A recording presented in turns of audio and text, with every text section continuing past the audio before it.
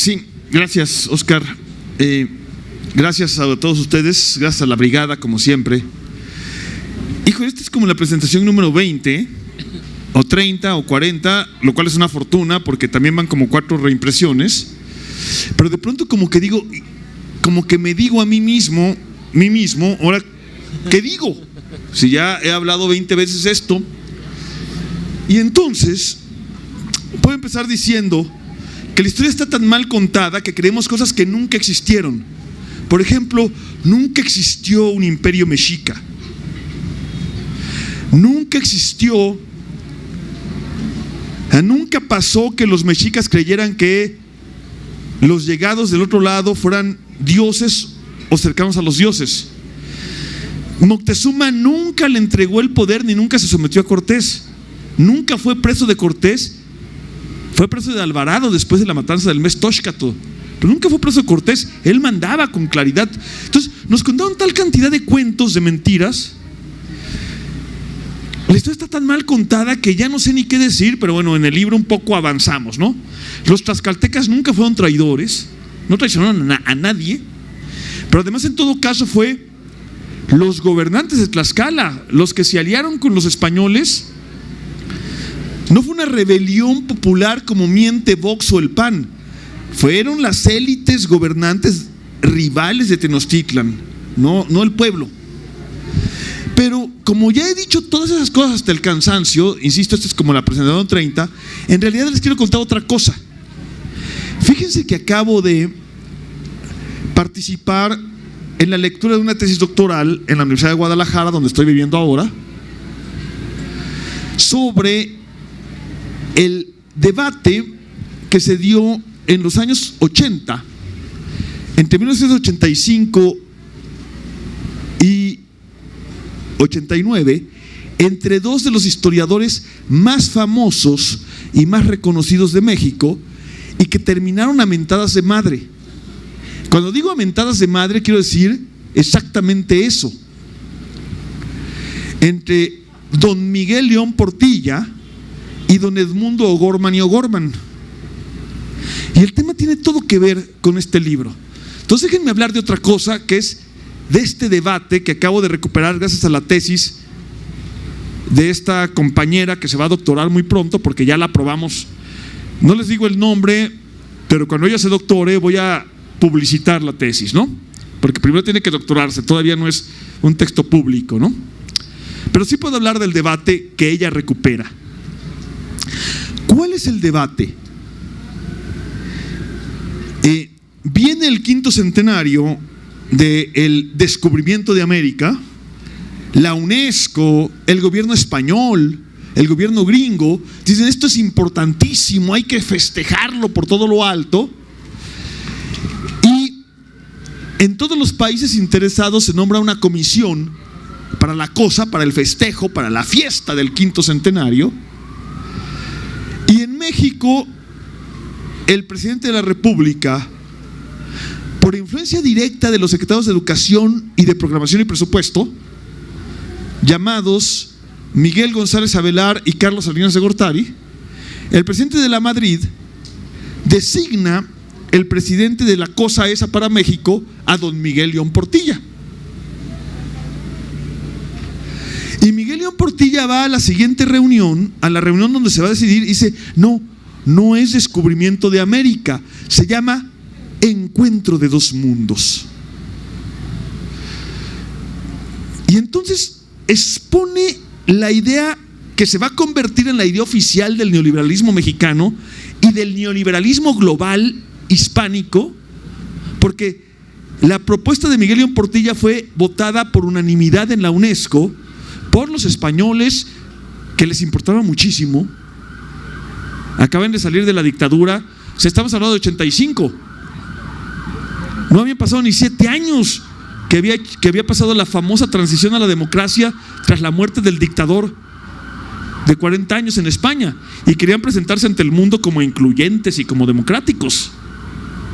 Y los gringos querían presentarse como parte de América. O sea, no hay dos Américas, no hay Angloamérica y Latinoamérica, sino una sola América, claramente capitaneada por los gringos, ¿no? Entonces, por un lado, los gringos quieren capitanear la idea de América, y por otro lado, los gachupines y su majestad el rey, así le dicen, quiere capitanear la versión desde España. ¿Y quién creen que fue el embone perfecto para los dos discursos imperiales? Pues ni más ni menos, compañeros, que el discurso de don Miguel León Portilla, a quien siempre le hemos creído y le seguimos creyendo, muchos de nosotros, que contó la visión de los vencidos, que es uno de los libros, híjole, hay que decirlo con todas sus letras, como dice esta tesis doctoral de la compañera, que insisto, a partir de febrero o marzo que ella se doctore, le va a hacer un chingo de propaganda a la tesis de la compañera. Es uno de los fraudes históricos más potentes de la historia de México, la famosa visión de los vencidos de Miguel León Portilla. Entonces, Miguel León Portilla, con su concepto, en el concepto de el encuentro de dos mundos, don Miguel, y le sigo diciendo don Miguel porque pese a todo lo respeto, porque también fue un hombre de su tiempo, de su circunstancia, y porque nos enseñó muchas cosas, y muchos de los libros de don Miguel son muy rescatables. Entonces, y además ya falleció, permítanme decirle don Miguel, a pesar de la crítica que le estoy haciendo, don Miguel dice que sí, la violencia fue brutal, pero episódica. Duró 2 años, de 1519 a 1521. Y luego lo que lo hace partícipe de la historia oficial hispánica, de la paz hispánica. O sea, la historia oficial decía que durante 300 años hubo paz en lo que hoy se llama México. Digo, ¿paz? ¿Dónde? ¿Cuándo? ¿Para quién? Mi siguiente libro, cuando regrese a ser historiador, porque estoy como en pausa, también porque hay que comer, va a ser Las Guerras Indias de 1521 a 1810. Nunca, no hay un solo día en el que no haya violencia, guerra. En Yucatán, en Zacatecas, en Guanajuato, en la Ciudad de México. En la Ciudad de México hay 40 motines indígenas registrados durante la colonia. 40 en la Ciudad de México.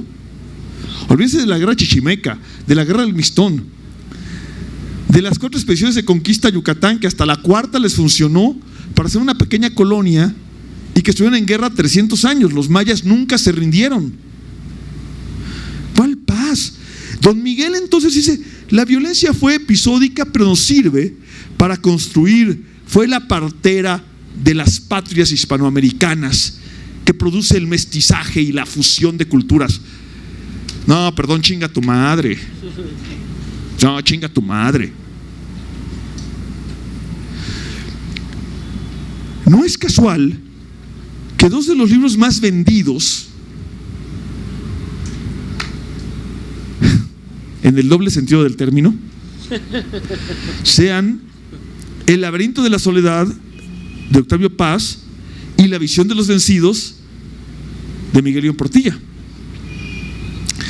Embonaban ambos a la perfección en el discurso priista de lo que el PRI quería comprender como la nación mexicana.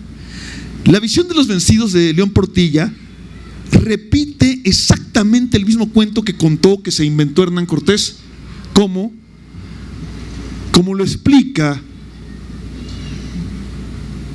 un libro que tienen que comprar. No compren ese, el de la batalla por Tenochtitlan. Vayan a comprar un libro que se llama La Carta de 1520, escrita por Luis Fernando Granados Salinas. Ahí se explica cómo Hernán Cortés inventó el cuento de que existía un imperio mexica, de que Moctezuma se sometió, de que los pinches indios primitivos y atrasados creían que los españoles eran dioses. Explica Luis Fernando con perfección todos esos mitos que hemos creído y cómo lo que han hecho los historiadores como Miguel León Portilla es repetir ese pinche cuento. Vayan a comprar ese libro. No compren ese de la batalla por Tenochtitlan. Compren La relación, ¿cómo se llama la relación, Alina? La carta, no, pero ¿cómo se llama el libro de Luis Fernando? La carta 1520 de Luis Fernando Granados, publicado por Grano de Sal, lo pueden encontrar en los stands de ERA, por ahí debe estar, acaba de publicarse. Luis Fernando falleció en julio, ¿sí? Entonces, pero esa es otra historia. Y entonces, León Portilla diseña la historia oficial, no de México, la historia oficial global, la de la UNESCO. Se vota unánimemente en la chingada UNESCO. Pero es el discurso que crean los gringos y que crean los gachupines y que crean Miguel de la Madrid y Salinas de Gortari. Y entonces Edmundo Gorman, que es un historiador muy prestigiado entre los historiadores, pero que no leía a nadie fuera de los historiadores, escribió en La Jornada, porque Miguel León Portilla escribía en El Nacional y en El Sol, que eran los periódicos de la derecha y de los empresarios. Ahí publicó o vulgarizó, en el buen sentido del término. Vulgarizar se llama llevar al vulgo, al pueblo. O sea, su tesis académica la lleva al pueblo, la vulgariza en los periódicos del PRI. Y Edmundo Gorman, que nunca fue un hombre de izquierda, elige para publicar su texto, donde va a pedir que le abran las puertas para publicar su texto, a La Jornada, que estaban haciendo. Este texto tiene que salir y le pone una paliza a León Portilla. Le dice: estás minimizando la violencia, dices que este pinche discurso es para excluir a los indígenas, pero estás excluyendo a los indígenas y al movimiento indígena, como demostraron los indígenas justamente el 12 de octubre de 92, cuando marcharon en San Cristóbal y tiraron la estatua de Diego de Mazariegos, el conquistador de Chiapas. No conquistó una chingada, pero ¿sí? O sea, los indígenas, el mero día, ya en 92, unos años después del debate, digo: no, este discurso es falso, como dice León Portilla, que nos incluye. No, este discurso nos excluye, quizá peor que el discurso anterior de la conquista o del descubrimiento. Y entonces Edmundo Gorman dice que es un historiador hispanista y de derecha, pero de derecha inteligente. Yo siempre digo, cuando leo la derecha de hoy, digo: ¿dónde quedó la derecha que refutaba el comunismo? Leyendo a Nietzsche, leyendo a Hegel, leyendo a Vasconcelos, leyendo a Gorman, leyendo a Schopenhauer. Puta, extraño esa derecha, porque estos son unos cavernícolas analfabetas. Aquella derecha, bueno, no era de derecha tampoco Gorman, ¿no?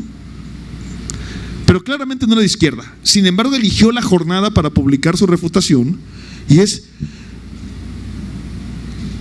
esta idea de que hay una sola forma de ser México, de que hay un ser de México que es el mestizaje, surgido de la fusión, de algo, de una violencia que fue episódica y coyuntural, pero que gracias a esa somos lo que somos. Sí, no mames, cabrón, es lo más racista y lo más excluyente que se puede inventar, y no por nada le encantó a los gringos y a los españoles. Óscar. En general hay una tendencia histórica de explicar los procesos de dominación enfatizando los factores ideológicos, ¿no? O sea, fulanos eran más avanzados, tenían, y así se dice, ¿no? Los europeos teníamos la ciencia, Copérnico, Galileo. No, tenían metal y viruela. O sea, y hay toda una contrahistoria que no necesariamente la han hecho historiadores, sino biólogos, antropólogos, etcétera. Por ejemplo, este libro, me acuerdo de este libro de Gérmenes, Metal, Gérmenes y Acero, donde justo dice: los pueblos, no solo la conquista de América, sino en general las conquistas no se dan porque los conquistados sean tontos, que básicamente es lo que está detrás de todas las explicaciones ideológicas. Y en general se minimiza el poder, que no solo es poder militar, pero sí es poder. El poder económico es poder. O sea, la ideología dominante no es dominante solo porque es tan inteligente y los demás somos tan pendejos que aceptamos que el patrón es. También es porque si no te corren. O sea, aceptamos la ideología del patrón porque si no te corren. Eso es relaciones de poder. Y me parece que aplicar esta, por así decir, deconstrucción de la narración de que nos engañaron porque éramos supersticiosos. ¿Por qué éramos supersticiosos? La canción de mi querido paisano, que tiene otras canciones muy buenas, pero La maldición de Malinche es una de las de mi querido paisano Gabino Palomares.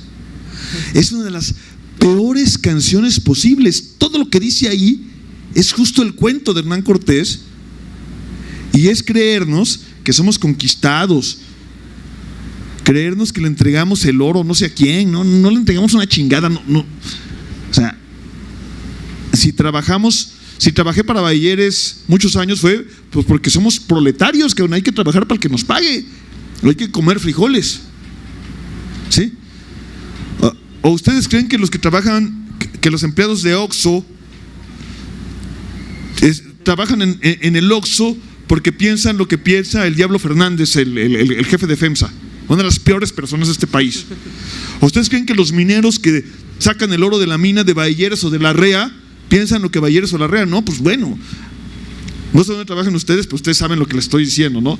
Somos, en el sentido marxista del término, proletarios. Vendemos nuestra fuerza de trabajo porque no tenemos otra cosa que vender. Pero en general hay procesos materiales, ¿no? que se minimizan a favor de la idea de que en última instancia es racista. Racista en el sentido de ¿por qué los pueblos del sur global, ahora llamado, expulsan migrantes y los otros los reciben? Porque los otros fueron más listos y nosotros más tontos. No, hay procesos materiales de poder. En esta misma mesa hace rato hablábamos del tema de la esclavitud.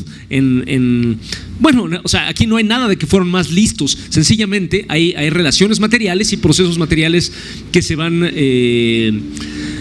desarrollando, ¿no? Y creo que hay en general, por ejemplo, la narración de eran tan supersticiosos y los otros eran tan inteligentes, el pueblo la Europa de Galileo.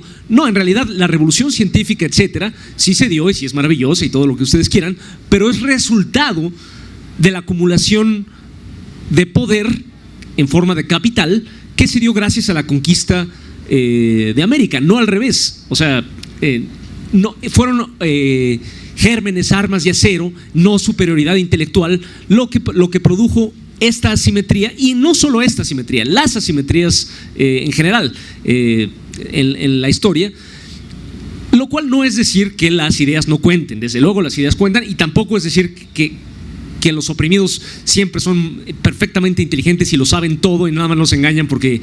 No, claro que hay que mejorar, siempre tenemos que aprender más, eso no está en cuestión, pero sí no hay que irnos con la… Creo que libros como este y discusiones como esta deconstruyen la idea de que nos chingaron por pendejos. Por supersticiosos, porque creíamos que era, dice la canción de La Malinche, ¿no? Creíamos que el Dios había llegado, dice la frase de Gabino, y quiero mucho a Gabino, pero Gabino lo que hace es lo que todos creíamos, dice lo que todos creíamos en aquellos años y lo que seguimos creyendo. Armas. Insisto, quiero hablar de otras cosas. Voy a decir dos cosas sobre armas y luego les paso el micrófono. ¿Sí? Hay una época que hay varios tipos de imperialismo, varios momentos del imperialismo, pero hay una época a la que le llamamos el imperialismo clásico o el imperialismo a secas. El imperialismo a secas es de 1870 y tantos a 1914. Sabemos cuándo se acaba esa época porque empieza la guerra europea, pero empieza en 1870 y tantos. Ahí las potencias industriales sojuzgan directa o indirectamente al resto del mundo, y cuando digo las potencias industriales hablo de 7 o 9 al gusto del cliente, por múltiples razones, pero también por una cosa, dicen los filósofos, fenoménica. ¿Qué es lo fenoménico, lo fenomenológico? Es todo aquello que podemos tocar. O sea, esta silla, esta pinche chamarra, este micrófono, eso es fenoménico.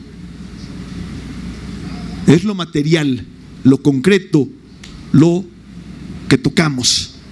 ¿Sí? En términos filosóficos, lo fenoménico, lo fenomenológico. Entonces, hay una cosa, hay muchas cosas, pero hay una que quiero resaltar que explica por qué 7 o 9 potencias dominan al mundo y exterminan a las naciones de guerreros. Se acaban los apaches, se acaban los comanches, se acaban los sioux, se acaban los zulús, se acaban los samuráis, los exterminan. Esa cosa se llama fusil rayado de repetición.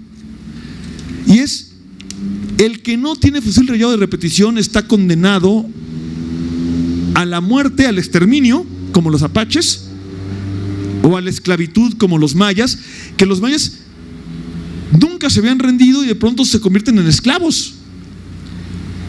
Después de 400 años de resistencia, de no rendirse, de pronto se vuelven esclavos. Y los apaches, después de haberle ganado la guerra a España, en 1810, los apaches firmaron un pacto con la corona española, donde está claro que los que ganaron la guerra fueron los apaches, no los españoles.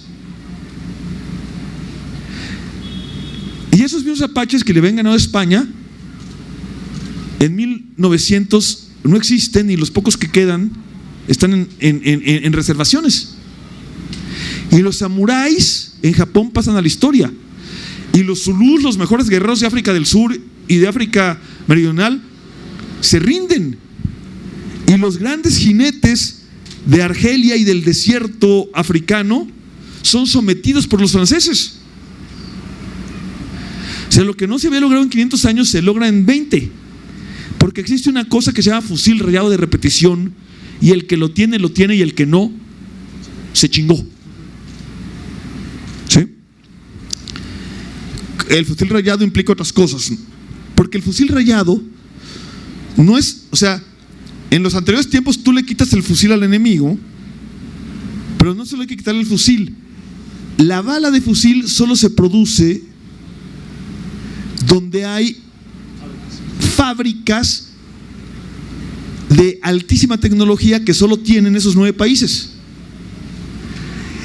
En México empezó a haber fábricas de cartuchos, no de rifles, de cartucho de fusil en 1909. Imagínense la Revolución Mexicana.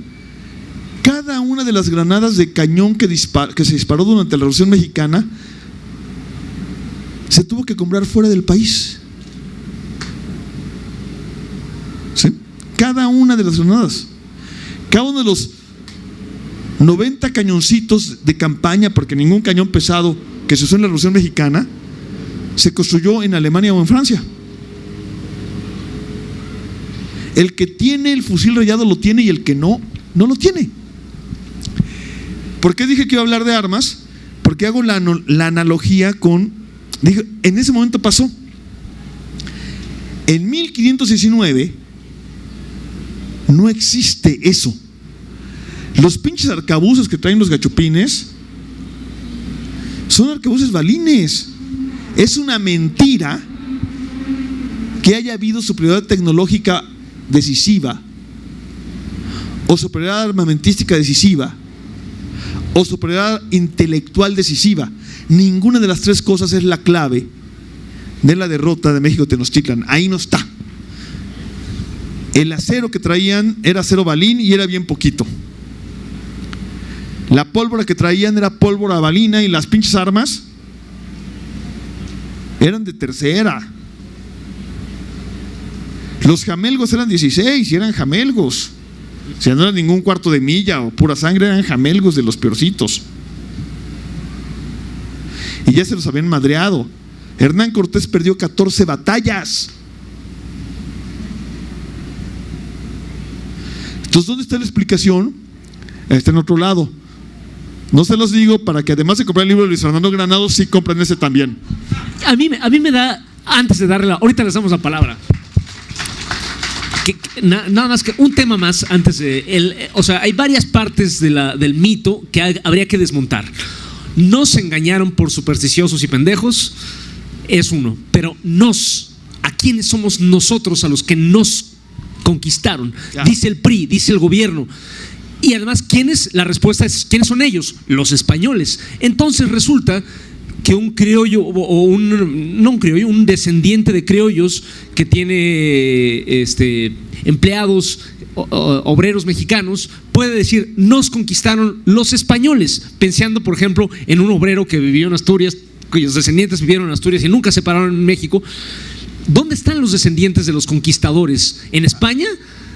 Bueno, también, ¿no? En la corona española quizá, pero son una familia. Las demás familias, ¿dónde están? ¿Y a qué sirve? ¿A qué sirven esos mitos? ¿A qué sirve el mito de quizá nos lo merecíamos? O sea, en última instancia, pues eran superiores, eran más inteligentes, quizá nos lo merecíamos. Y además ¿quiénes es ese nos?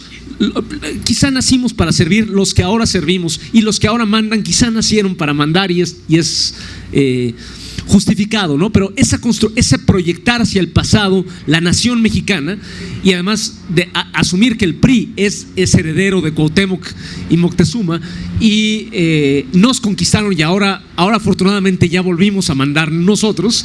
O sea, ya nos deshicimos, los españoles se fueron todos en 1910. Porque además se dice ni siquiera 21, o sea, se dice que se pone la fecha de 1910, y ahora ya volvimos a gobernar nosotros, cosa que se nota muy bien a qué sirven. No son inocentes esas construcciones ideológicas, y tampoco esas son suficientes para explicar cómo estamos. O sea, tampoco es que seamos tan tontos que nos creemos eso porque somos tontos. Es que también se apoyan en estructuras de poder. No tenemos las imprentas, los canales de televisión para poder contar esa otra historia, al menos hasta ahora, y estamos pues trabajando por lo menos para contestar, ¿no? Bueno, Óscar es un provocador y entonces ya no les voy a pasar el micrófono, lo siento. Sí, espérame, Óscar, porque quiero decir lo siguiente. ¿Conocen ustedes un pueblo, un altépetl que se llama Xochimilco? No lo conocen. El sistema lacustre, ¿qué horas son,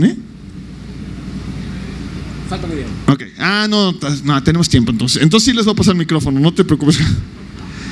El sistema lacustre de la Cuenca de México tenía 3 niveles. El más alto tenía 2 lagos conectados entre sí que eran de agua dulce, que son el lago de Chalco y el lago de Xochimilco, que luego venía un segundo nivel, o sea, baja,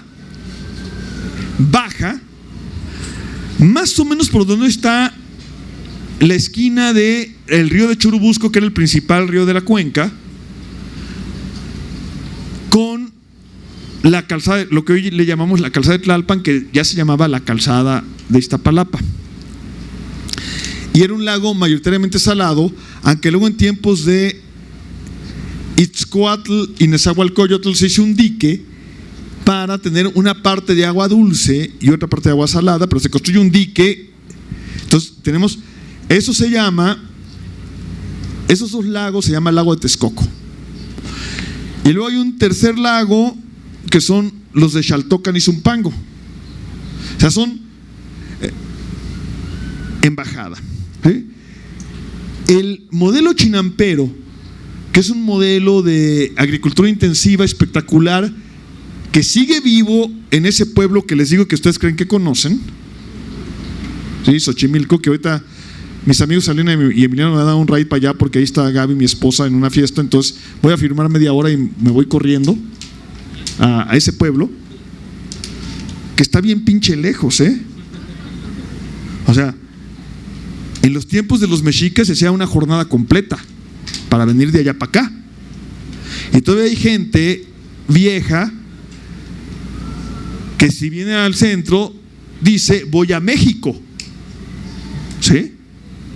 Gente que vive en Xochimilco, algunos de ellos hablantes de náhuatl, otros ya no, pero que su papá o su mamá hablaban náhuatl, que dicen voy a México, ¿sí? Xochimilco es otra cosa.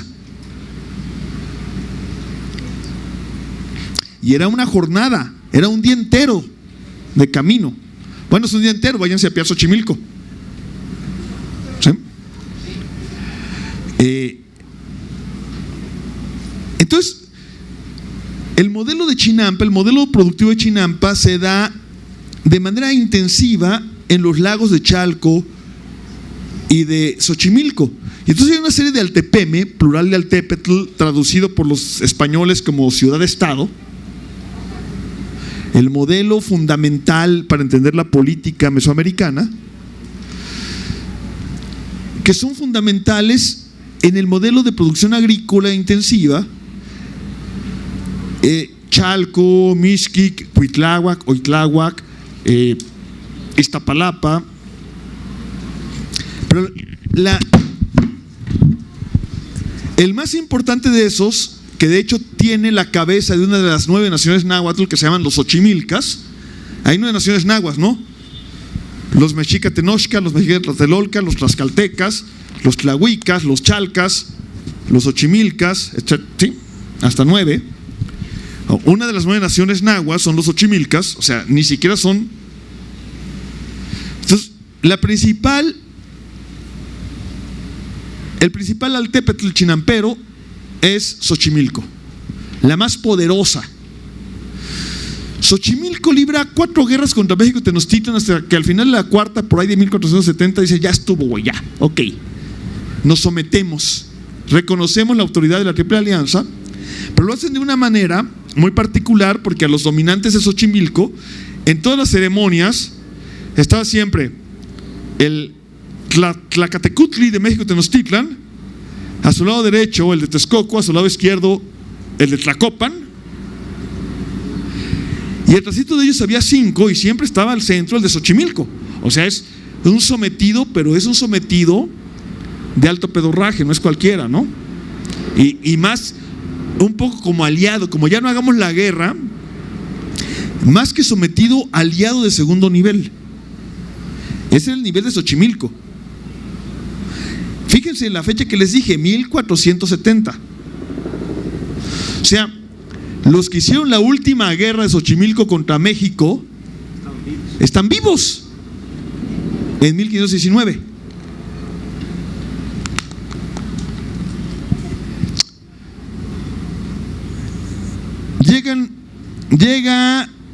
Llegan 400 españolitos que no traen armaduras, ni acero toledano, ni madres. Vienen ya vestidos con armaduras de algodón mexicas, tlaxcaltecas, de hecho, ¿sí? Con rodelas tlaxcaltecas, con el gran ejército de la Confederación de Oriente, como le llama Luis Fernando Granados en el libro que ya les dije. La Confederación de Oriente es la Triple Alianza de Occidente, son México, Texcoco y Tlacopan. La Confederación de Oriente son Tlaxcala, Huejotzingo y Cholula. Viene el gran ejército de la Confederación de Oriente a hacer la guerra contra el gran ejército de la Confederación. El bloque oriental. ¿Sí? Contra la Confederación de Occidente. Y hay una campaña en la cual hay que someter a los tlahuicas, rivales históricos en guerra perpetua contra los Xochimilcas. La capital de los tlahuicas es Cuauhnáhuac, hoy Cuernavaca. La capital de los Xochimilcas pues es Xochimilco, ¿no? Los tlahuicas y los Xochimilcas tenían 100 años en guerra. Entonces, los tlahuicas son aliados clave de los mexica. Entonces, va la Confederación de Oriente en una campaña diseñada por Xicoténcatl el Viejo y aparentemente operada por Hernán Cortés, a someter a los tlahuicas. Y de regreso dice: pues ya que estamos, nos chingamos a los Xochimilcas por donde hay que chingárselos, desde arriba, porque por el lago no hay forma. Los Xochimilcas dominan el lago, y los disquebergantines están en el lago de Texcoco, pero no pueden subir al de Xochimilco. Los Xochimilcas dominan el lago de Xochimilco y Chalco, y se acabó. No hay quien pueda con ellos. Entonces, ¿cómo te los chingas? Pues si vienes de Cuernavaca, cruzas la sierra y les caes por arriba. Pues, entonces llega Cortés. No saben la vergüenza que le pusieron los Xochimilcas a Cortés y sus amigos. Después de 4 días de combate, los pusieron a correr, y las pocas espadas que les quedaban a los gachupines las dejaron ahí tiradas en el lago. Y todo lo que habían saqueado en Tlayacapan, en Huastepec, en Tepoztlán y en Cuernavaca, porque pasaron ahí y sacaron todo lo que traían, que habían saqueado, ahí en Xochimilco se quedó, porque salieron corriendo. Entonces una madriza. Y salieron corriendo para Coyoacán y llegaron con una mano atrás y otra adelante, porque los madrearon los xochimilcas. Y a las 2 semanas de eso van los enviados de Xochimilco a decirle a Cortés: ¿qué hubo, mano? Nos aliamos, nos juntamos con ustedes para chingarnos a México. Y quedan como aliados. Y entonces es cuando cambia el equilibrio. Hasta entonces México Tenochtitlan y su confederación no había perdido el dominio del agua, a pesar de los 13 pinches bergantines, que son trajineras, hombre, son unos pinches trajineras los bergantines esos. Los mexicas no habían perdido el control del lago. En cuanto las 5,000 canoas de Xochimilco se suman a la confederación antitenochca, los mexicas pierden el control del lago. Y los xochimilcas lo sabían. Hay documentos del siglo de 1560, 1570, donde, por ejemplo, dicen los gobernantes de Xochimilco, que son de la misma familia que gobernaba Xochimilco desde 1410. Dice, le mandan al virrey: oye, cabrón, a don Luis de Velasco, padre, el segundo virrey, aquí hay unos pinches encomenderos que se están metiendo con las tierras de Xochimilco. Mándalos parar, porque si no los mandas parar, nos los vamos a madrear nosotros. Oye, en otros documentos, acuérdate que sin nosotros a Hernán Cortés lo habrían matado, cabrón. O sea, los xochimilcas, como los tlaxcaltecas, son clave. Pero tú vas a Xochimilco hoy con los hablantes de náhuatl y se creen el cuento de León Portilla y dicen: somos los vencidos. No, güey, no mames. Xochimilco, ¿cuándo fue vencido? Xochimilco son vencedores, como los tlaxcaltecas, como los chalcas, como los huachingas, ¿sí? Pero vas a Xochimilco y los hablantes de náhuatl de Xochimilco les preguntas: no, los españoles vinieron y nos conquistaron. Pues no, compadre. A los hablantes de náhuatl de Xochimilco, a los xochimilcas, no los conquistaron los españoles en ningún momento. Y sigue hablándose náhuatl en Xochimilco. Cuéntenme eso, explíquenmelo. Dejemos de creernos la idea de que hay una sola nación que fue conquistada, que vinieron y nos conquistaron. Es un cuento. Compañeros, les damos la palabra. Hay que ser breves porque ya vamos terminando. Depende de la tipo de pregunta y el tipo de respuesta, tendremos o no más preguntas, porque si nos toma media hora responder, pues ya no. Bueno, ¿me escuchan? Sí. Hay un caso de Miguel León Portilla, no sé si conocís a Joaquín Galarza, investigador de códices, descifrador que trabajaba en la Biblioteca de París. Él en los 82 se quejaba de que los códices que descifraba León Portilla eran pésimos, eran pura mentira. Con la conquista de los 400 españolitos, como tú dices, no eran hidalgos, es decir, hijos de algo. Ok. La otra pregunta es, que no tiene que ver con este tema. En una reunión donde halagaban a Porfirio Díaz, tú dijiste que había un libro de Krause que no sería de leer.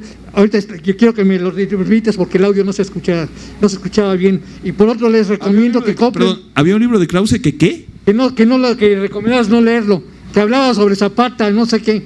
No hay que leer ningún libro de Krause, vea, Okay. punto. No. En la Ok. Y la otra, yo les sugiero que compren el libro de Pedro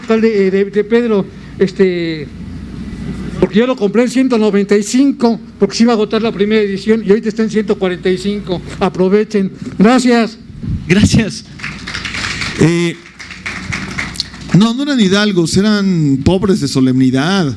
O sea, había hidalgos y medio ricos, eran 5: Pedro de Alvarado, Hernán Cortés, Cristóbal de Olid. No, eran aventureros, o sea, venían a ser. A ver, contemos la otra historia también. Eran cabrones echados para adelante, que se la rifaron y que vinieron a hacer.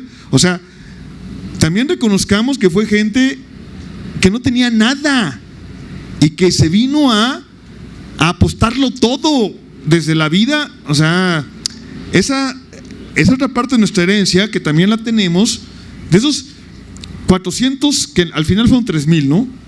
Esos 3,000 gachopincitos que se la rifaron en la batalla por Tenochtitlan eran unos chingones también, ¿eh? También hay que reconocer esa parte. Y eran pobres, eran puro pobre expulsado. O sea, si tú eres rico en España, ¿qué chingados vas a rifártela? Así entiendo el sentido de Hidalgo, ¿no? Que ya no tenían ellos herencia. No, Hidalgo es hijo de algo, pero hidalgos eran. O sea, has hecho. Historiadores como Manuel Orozco y Berra han hecho la lista de 1 por 1 y el rastreo de 1 por 1. Hidalgos eran menos del 10%. O sea, eran campesinos, eran gente pobre que no tenía nada y se la vino a rifar. Entonces también hay que decir, no, estaban chingones también esos vatos, más allá de lo que hayan hecho, ¿no? No es justificación, pero yo creo que ha sido una evolución de la concepción de todos estos problemas históricos. Sí, ha sido una evolución, porque yo leí textos, por ejemplo, del cuarto centenario, incluso estaba ahí Rubén Darío, y bueno, se hablaba de la madre patria España, de esa fusión y que la herencia y todo. Después en el quinto centenario se va suavizando, ya se dice del encuentro de dos mundos, después el encontronazo, después el genocidio, etcétera, tirar a la estatua de Colón, etcétera. Yo creo que sí han sido pasos, pero sí yo también estoy en contra completamente de los mitos y de las mentiras de la historia, y el culpable ha sido el Estado en cuanto a los libros de texto, que son los que leemos todos los niños y que nos aprendemos la historia con esas mentiras. Yo estoy de acuerdo en que también esto fue una intención nacionalista. El gobierno quería exaltar la raza mexicana en contra del español y todo eso. Pero mi pregunta es, ¿por qué no, ustedes como historiadores, porque nosotros tenemos que aprender la historia otra vez de adultos, ¿por qué no influyen o hacen algo para que todos estos temas se traten ya desde los libros de primaria? Yo me acuerdo que yo siendo de Oaxaca, yo... Dile a Delfina que me contrate. O sea, yo encantado. Yo sé que son una mafia que controla eso, pero de verdad debería empezar desde ahí. Éramos de Oaxaca nosotros, o de Tehuacán y Puebla del Sur, y cuando leíamos que decíamos, es que como tú dices, fuimos conquistados, y yo dije, yo no soy tenochca, o sea, mi familia era de Popoloca o de Mixteca, entonces yo no soy conquistado. Mira, yo le preguntaba a mis alumnos, a ver, llegaba yo y le decía, a ver, levanten la mano los que de aquí descienden de los mexica. ¡Pac! A ver cómo seguimos funcionando. Levanten la mano. Creo que ya no va a pasar, fíjate que hemos progresado. Levanten la mano los que de aquí defienden de los mexica. Pues es que no sabemos la mayoría, ¿no? Se perdió si tenemos un antepasado mexica. Les voy a preguntar. Y entonces, ya ven, nomás le levantaron 3, porque entonces le preguntaba, ¿tienes rastreos a tus antepasados indígenas? Algunos decían no, otros sí. ¿De dónde eran tus antepasados indígenas? No, pues ¿de dónde me dijiste, compañero? De Puebla, del sur de Puebla. Entonces, si son del sur de Puebla, seguramente eran mixtecos o popolocas, no mexicas. Y me decían, no, pues mis antepasados eran de Chiapas, pues tus antepasados son mayenses, sí, zapotecas, mayenses, o sea, celtales o tzotziles. No, mis antepasados eran náhuatls. ¿De qué parte? Del norte de Puebla. Pues muy probablemente eran acolhuas y no mexicas, porque las invasiones náhuatls al norte de Puebla son acolhuas. Ya no digamos tlaxcaltecas, ¿no? Porque esos son apestados por traidores, ¿no? Entonces, ese discurso de la mexicanidad fundada, como dice Octavio Paz, en que somos hijos de la chingada de el padre español que violó, ya no voy a hablar de eso ya lo repetí 20 veces, no, busquen otro video bueno, está en el libro. Y hubo naciones que sí se sometieron, hubo naciones que fueron directamente aliadas, explícitamente aliadas en los documentos, y no nada más los tlaxcaltecas y los huejotzingas. Ya les hablé de los ochimilcas, ¿no? Y de los documentos de los ochimilcas. ¿Sí? Otro cuento que cuenta nuestro camarada Juan Carlos Ruiz Guadalajara, un gran historiador que desafortunadamente, una de las cosas que trata de hacer es esos historiadores a los que nadie lee, como Guy Rosat, tratar de traérselos a ustedes, ¿no? Y no solo no se leen porque escriban difícil, no se leen porque no los publican masivamente. Juan Carlos Ruiz Guadalajara me explicó algo en sus libros que yo no había entendido. Yo me considero celayense, de Celaya, Guanajuato. Y en Celaya, en 1570 se fundó la Villa Española Defensiva de la Frontera, porque había guerra permanente allá, de Celaya, por vascos, en medio de 4 aldeas otomís. Está bien, chido. 1570. Y luego, leyendo los libros de Juan Carlos Ruiz Guadalajara, entiendo. A ver, en 1520, el señorío más septentrional otomí, más al norte, es Jilotepec. Para arriba de Jilotepec no hay otomís, hay chichimecas. En 1520. ¿Por qué chingados en 1570 llegan los españoles a Celaya y fundan Celaya en medio de 4 aldeas otomís? Porque los pinches otomís encuentran la punta de arado de hierro y entonces pueden llevar la técnica agrícola a tierras que sin hierro no se pueden abrir a la agricultura, que es el Bajío. Y entonces hay una primera infiltración otomí en tierras chichimecas antes de los españoles que no teníamos registrada. Pero además de eso, hay un montón de capitanes otomís, olvídense de tlaxcaltecas y mexicas, que hacen la guerra chichimeca. ¿Sí? Fernando de Tapia, alias Conín, alias Fernando de Tapia, que si ustedes llegan a Querétaro van a ver la pinche estatuota, ¿no? Del indio, Conín. Ese es el capitán conquistador Fernando de Tapia. Ese ganó más batallas que cualquier español en las tierras chichimecas. O el capitán Miguel Caldera, cuyo libro presentamos aquí hace, un libro sobre él presentamos aquí hace dos lugares. El capitán Miguel Caldera, el capitán Fernando de Tapia, eran indios y ganan más batallas. Bueno, a Caldera le dicen mestizo, ¿no? Ganan más batallas que cualquier capitán español en la guerra contra los chichimecas. Los que ocupan la chichimeca son nahuas y otomís. ¿Por qué los otomís se consideran vencidos? Si en Celaya, mi pueblo, son conquistadores. Pedro, mil gracias por habernos acompañado esta vez. El término malinchista es algo. Tirémoslo a la basura, ya. Porque además Malintzin es un personajazo. Con madre, reivindiquemos a Malintzin. Y tiremos a la basura. Por eso le sigue. Y también la canción de mi querido paisano Gabino Palomares. Ya, tiremos a la basura esa canción, compañeros. Gracias. Compañeros, estas charlas, lo hermoso es que nos invitan a seguirlas. Y que las seguimos en mi Twitter, @historiapedro. Exactamente. Y si no, organicémonos. Hacer círculos de estudio. Pedro a lo mejor irá alguna vez. Si no, le preguntan invitan a otro presentador. Es un placer haberte tenido aquí. Mil gracias, sobre todo para que pueda firmar algunos